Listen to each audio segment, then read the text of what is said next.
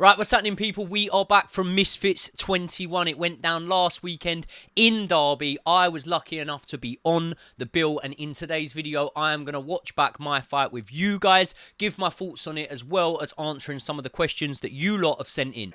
Yep, so introing Andy Howson.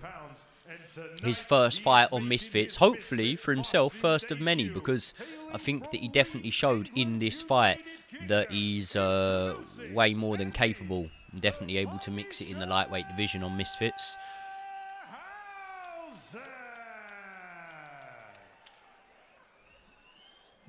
And it was, yeah, it's a pleasure to actually share the ring with Andy Howson. Obviously, he's done great things in Muay Thai.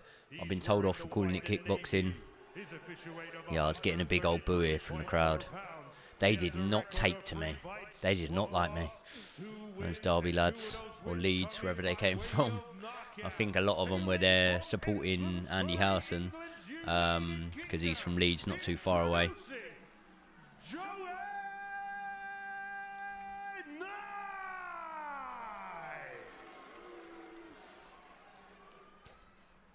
you know what? I remember feeling pretty confident here. Like, I had nerves, and we'll speak about that because a few people sent in questions around nerves and things like that. I had a lot of nerves sort of in the changing room, but once we got into the ring, I felt supremely confident, to be honest with you. It was a big ring as well, and I kind of knew that that was something that, with the sort of natural boxing experience, although he had 97 fights, Muay Thai, kickboxing, probably the closest you can get to boxing out of all of the other combat sports, still not quite boxing, so I knew I'd have that experience edge. And I think straight away with the footwork, I started letting it show here. Feinting, trying to draw a bite, coming underneath for my own jab, getting off to a good start there, blocking his jab and countering with my own.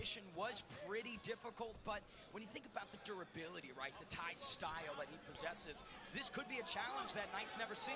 Absolutely, and at the end of the day, fighting is fighting, and in Thai fighting and kickboxing, it's still boxing. Really trying to create an opening for myself with the head movement here. I'm hoping that that head movement will sort of throw him off and open something up for me. But so far, just a couple of jabs getting through. Actually countered with a little left hook there. It looked like it just fell short, but I remember that one just clipping his nose, but not a damaging punch. Just about scored. Down to the body and then threw a left hook to the head again there. That was quite nice.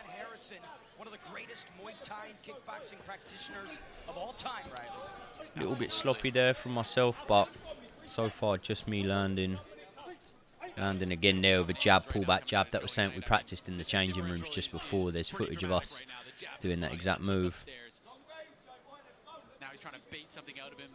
Howson maybe not as aggressive early on as I was anticipating. Look, I wasn't expecting him to come and leave his chin in the air for me, but I thought, right, he'll come out and push the pace on the front foot a little bit more. Came through there with a little screw shot left hand and another jab.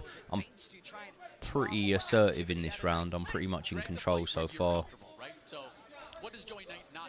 But Howson had a good chin and didn't show the effects of shots. He got through a right hand there. Didn't show the effects of shots as much. So, like, you know, I'd hit him with certain shots, left hooks here and there. And his head wouldn't go flying back like other lightweights have. Yeah, that was a good uppercut that landed there. I remember landing that and then an uppercut off the lead hand with a right hook. I remember thinking, okay, these are not damaging shots, but these are good shots that I'm landing here. And yeah, enough to see me cruising through, winning this first round quite clearly. Just trying to time him still, little pullback jab there.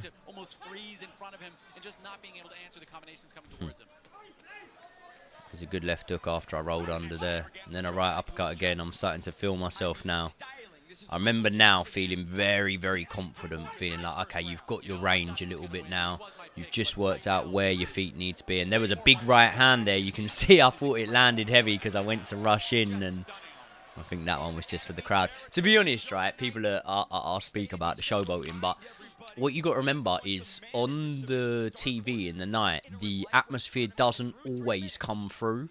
And you can't always relive the atmosphere as if you were inside the arena. And inside the arena, it was very hostile towards me. Like, the boos were 5 times as loud when you're in there as in comparison to when you're watching it at home. So there was a lot of people that were saying, you know, I don't know why he's showboating and whatever.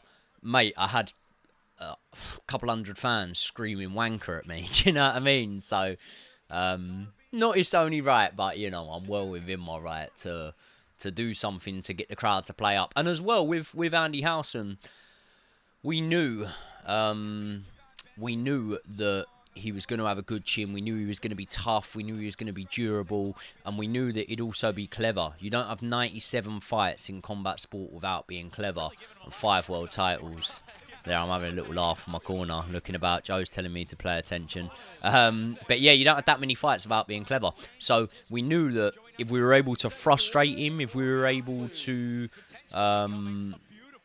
do that for a little bit of showboating and whatever, then he might walk onto one. He might walk onto a big one, but we didn't want to go looking for it. So that's my way of trying to kind of get him on a plate for me.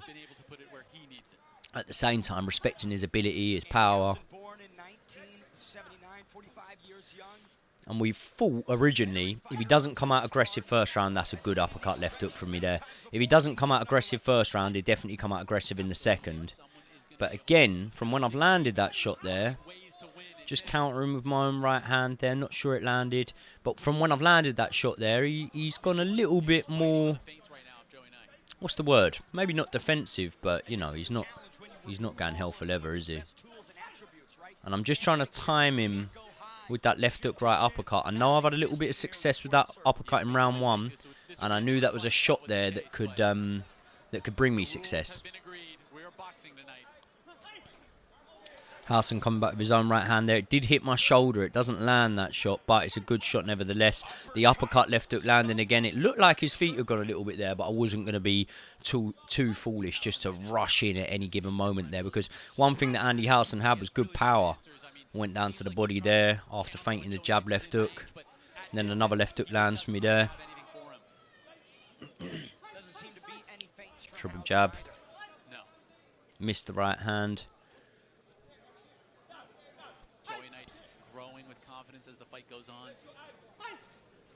I'm just picking the jabs there in between, and again, I think that I can see a bit of people's frustration with the performance, because, let's be honest, I am waiting at times for it to really come on a plate to me, and I can see why people thought that maybe I could have done with being a little bit more assertive and going and making those opportunities for myself, but at the same time, I'm sort of, you know, taking centre of the ring on the front foot with low hands against someone that before the fight everyone was saying was a very tough, dangerous opponent. And I still maintain that that's exactly what Andy Howson is. But at the same time, you know, it might not always be what people want to watch, but having the ability to take a tough, tricky fight against a veteran and make it an easy night's work. I'm not saying it was an easy night's work, but make it like that for a couple of rounds is, I think, is a skill in itself. So everyone else can be critical of my performance. I don't think it was too bad so far. Not really anything clean for Andy Howson landing as of yet. Towards the end of the second round, just got through with a shot there. That was probably the first sort of bigger clean right hand he's landed at the fight. But again, I'd say a very clear round to me so far. A little bit of showboating in there, just for the crowd. Good little swivel, and I knew the right hand was coming. Bang! There you go. I don't think he was happy with that one. He thought it was after the bell, but I thought it was before the bell. Either way, that's 2 in the bank to me there, isn't it?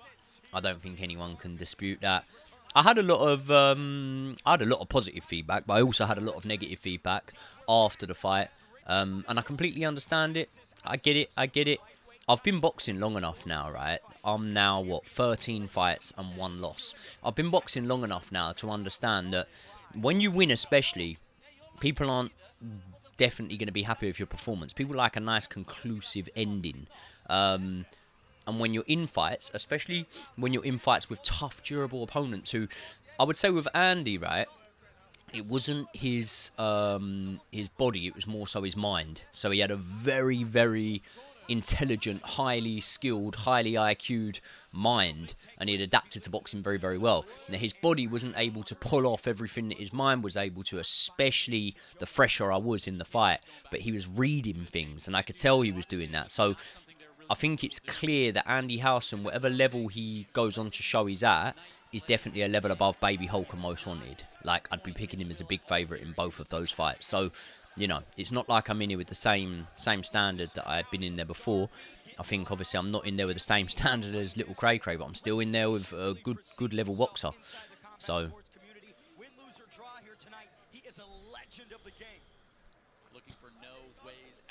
and as well, like, sound like I'm defending my performance here, but it's not like I'm not taking risks. I'm on the front foot with low hands.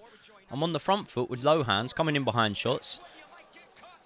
Andy Howson lost his foot in there by the looks of it. Appears he's fine. There was a shot that caught him on the way over. I think some other judges or some other referees, might have given a count there, but I'm not going to complain at it not being given, because I think it was a balance issue rather than me really chinning him or anything like that, was it? Now I'm taking my time with things. I know that the jab's been getting through already in this round. Jab gets through again there to the body. Left hook over the top, right uppercut, left hook. Nothing landing too cleanly from me there, I'll admit. And I come in with that sharp left hook right hand. If that had landed, then could have done some damage. But and Howson's starting to find a little bit of a range now. He's caught me at the right hand there. I would say for every maybe 2 I'm landing, he's landing 1. So I'm still outlanding Andy in this round. But he started to find a bit of range and he started to get some bits and pieces off. He just hit me with a right hand to the body there. So it's definitely a closer round than the rounds gone by. I'm just touching with that jab there. In and out on the movement. Howson lands his jab. Good jab down to the body. Sometimes the body work goes unnoticed, but you know, you get the jab to the head brought off the back of it like that one there. And you see that there's a real reason for investing in the body, because it opens up the shots to the head as well. Caught of a right hand there. It's a good shot from Howson.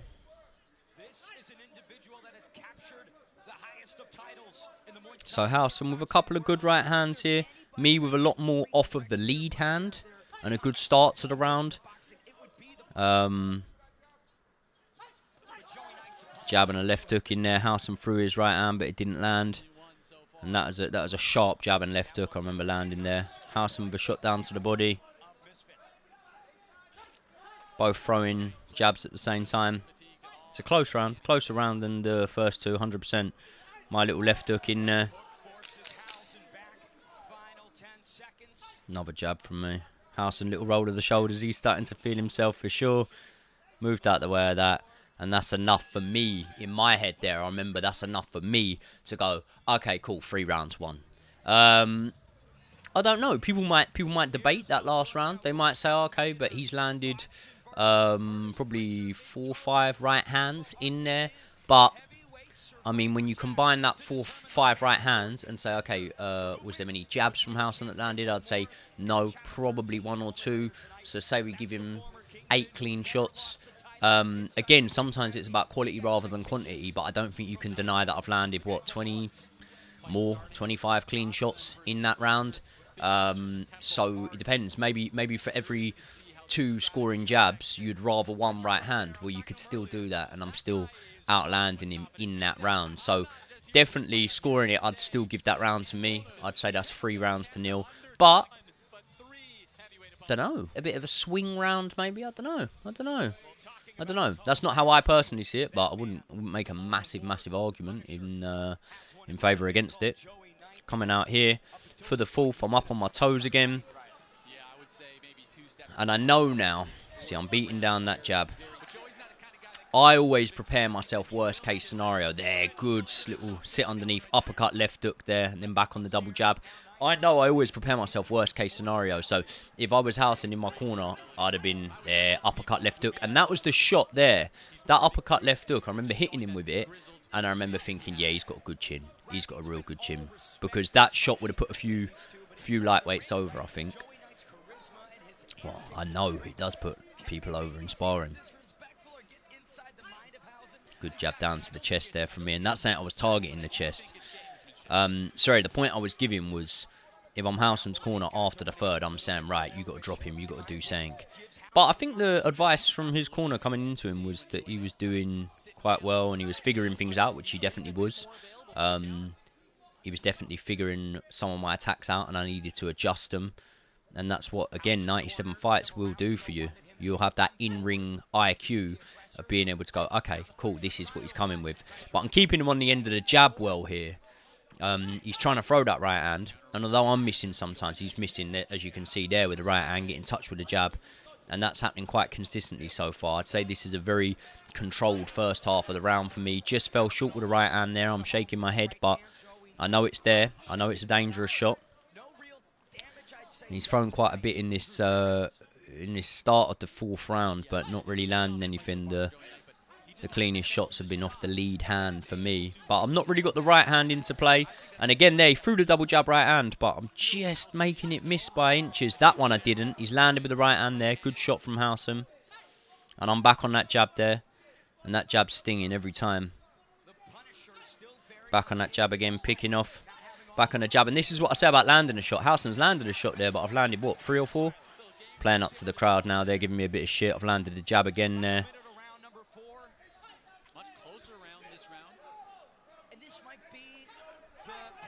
Howson gets through a right hand there, off the back of my jab. So definitely starting to land more shots on me. Definitely doing well there, Andy Howson. Finding openings, figuring things out a little bit as they go on. All of that being said, I would still say I've controlled this round quite well. Now walking forward with my hands dropped. And this is the thing, you know, to an extent, how many risks do people want you to take? Because I'm walking forward with my hands low. Yeah, I'm trying to look for a good counter punch to be able to be the shot that seals the deal for me. But it's another round that maybe I haven't won as clearly and as wide as rounds 1 and 2. But another round that I've done more than nicked. I've won that round clearly. I think if you know your boxing, you'll look at that and you'll say, yeah, that's a clear round to Joey. That was a wider round than the third, by the way. So the fourth was a clear round, in my opinion. Again, like, winning a round clearly and a round not being competitive are two different things. That round was very competitive. Andy Howson landing some really good shots on me. But I'm walking forward, low hands. I'm letting punches in bunches go. I'm letting threes and fours go. I'm not sticking exclusively to the jab. But my jab is landing. Andy's found a home for a couple of right hands there. But again, I think you've got to take into account the work I'm doing, the jabs, the straights to the body. It's I'd say for every one shot maybe that Andy's landed there, I've probably landed 3 or 4. So that's my account of it. Again, someone else might watch this and, you know, you lot might be in the comment section and you might tell me different. And that's completely fine if you do think different. No problem at all with that. But at the moment, I've got this 4-0 to me. And I'm saying that one round in it, the third was pretty tight. But I think I won the third. I'm not even going to say I edged it. I think I won the third. Back on the jab there again. And you see I'm doing a lot off of that lead hand in this fight. And I think a lot of that comes out of respect for Andy Howson, understanding that this is a wily old veteran, you know. And when you're in there with someone, you can tell their experience. Good double jab, right hand, left hook from me there. There's 4 punches I've let go, landing all 4. Little bit of movement here. Coming forward with them low hands. And I'm touching that jab. And it's not a damaging shot. It's not a shot that's taking too much out of Andy Howson, but it's a scoring shot. And I think maybe these are the small things. My combinations that I was throwing, he very much sort of not stopped, but he worked them out. He worked out a lot, and then a lot of it come down to athleticism, whether I was going to be able to land those shots, rather than him knowing, because he could know and they could still be quick enough to land, like the jab. Couldn't get out of the way of it, and I'm just about getting out of the way of his right hand there. But in the later rounds, my combinations he started to figure out a little bit more, so it was key to keep that lead hand, as you see there, going with the jab and the left hook. It was key to keep that lead hand going, because that lead hand is definitely keeping me in front in the fight. Even if the exchanges ended up becoming a little bit more 50-50 at times. The work off the lead hand, the jabs, the counter left hooks. And there's a good right hand there from Howson. So again, even in this round, if you look at it purely from a boxing standpoint, like, I've just touched him with 3 jabs there, but he's landed a right hand on me at the same time. If you look at it purely from a boxing standpoint, I think you say, right, Joey's ahead here. But at the same time, I can see why you might look at this round and you might say, oh, Howson's nicking the 5th so far because he's landing some right hands on me.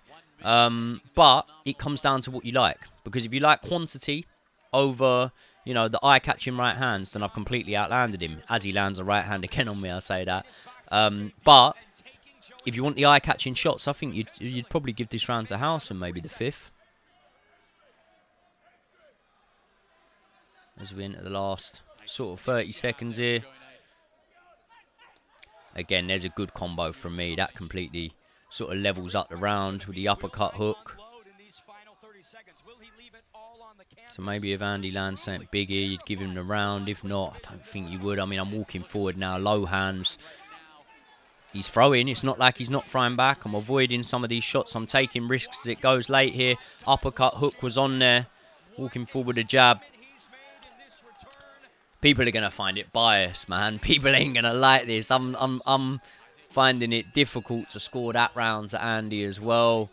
Look, I think you could say that I don't think the 4th was close. I think you could say that the 3rd and the 5th were close rounds. They were close rounds that I thought I edged. But yeah, maybe you could give the 3rd and the 5th to him. I think if we're being reasonable, realistic, and I always like to do things worst case scenario. If I'm doing it worst case scenario, I'd say worst case scenario, I scored about 4-1 to me. But yeah, I mean, some judges gave it 3-2. I think one of the judges on the scorecards gave it 3-2. I think one of them gave it 4-1. I'm not gonna massively argue it, either of them, to be honest. At the end of the day, the right man won the fight, and that's all I really care about. Let me get to a few of your questions. So let's have a little look at what you've been asking, and we'll read out a few of these. So Rob Port 11 said, "Congrats, my man. Great to see you back. What did you think of your performance?" Average, probably, but I do think that taking what most lightweights would find a hard fight and making it fairly comfortable is a skill. You can't just do that. You don't just do that on aura or anything like that, or presence. You've got to do that by being skillful in the ring and skillful enough to let your opponent know you can't just bum rush me. Do you know what I mean? You can't just absolutely steamroll me and you're going to go through me. I'm going to have enough strength, enough power, and enough of a skill set to keep you off. So I think that I showed that, but yeah, could obviously always be better. There's always room for improvement. The Real Max Scram, I hope I'm pronouncing that right. Why didn't you go for the knockout? I feel you were easy on him whilst entertaining us. No, not necessarily. Maybe so. I didn't go for the knockout because there never really came that opportunity. You know, when I've hit Most Wanted, he's gone over. When I've hit Baby Hulk, he's gone over. Even before that, I could see both of their legs go. I saw Andy's legs go once or twice, but I don't know. Like, I think that someone of Andy's experience and skill set is something that I've come up against many times in the gym. Many times. Retired fighters, ex-fighters, things like that. They're all wily, they're all cunning, and they're all probably most dangerous when they're hurt. So if I thought I got him hurt, I'd probably have to see more of a visible, more visible fatigue in front of me for me to think, right, fuck it, go for the knockout straight away here. So yeah, that's probably why I didn't go for it. You were saying, so SBLDN, you were saying that Cray ran from you. How come you did that in this fight but covered it up with, I'm guessing the last bit was going to say showboat in there.